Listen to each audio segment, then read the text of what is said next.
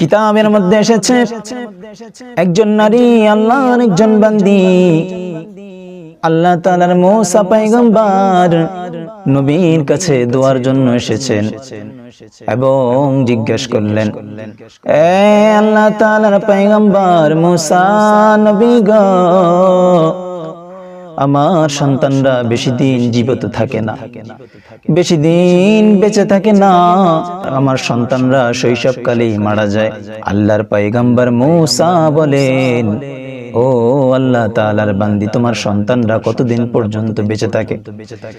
সে নারী বলে, আমার কোন সন্তান 100 বছর বাঁচে, আবার কোন সন্তান 200 বছর বাঁচে, আবার কোন সন্তান 300 বছর বেঁচে মারা যায়। আল্লাহর পয়গম্বর মুসা মুচকি হাসি দিয়া বলল, আল্লাহর বান্দি,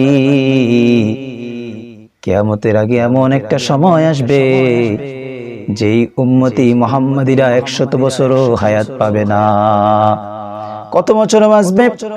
তারা মাত্র 50 থেকে 60 বছর বাঁচবে, কেউ বা 70 বছর বাঁচবে। নবী মুসা পয়গম্বরের কথা শুনে ওই মহিলা একটি দীর্ঘ নিঃশ্বাস ফেলল ঠান্ডা বাতাসে।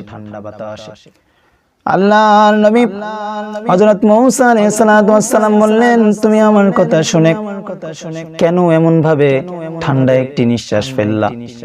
ওই মহিলা বলে, ও আল্লাহর পয়গম্বর মুসা, ওই সময় যদি আমি থাকতাম তাহলে আমার এক সেজদাতেই 100 বছর কাটায় দিতাম।